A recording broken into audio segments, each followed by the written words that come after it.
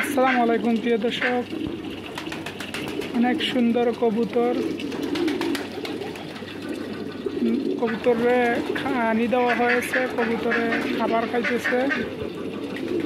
মাশাআল্লাহ, কবুতরগুলো অনেক সুন্দর। এগুলা হচ্ছে কাতারিয়ান কবুতর। আমি বর্তমানে কাতার প্রবাসী, কাতারে কবুতরের কাজ করি। এগুলা হচ্ছে কাতারে কবুতর, কবুতরের ফার্ম, চতুর্দিকে কবুতরের ফার্ম।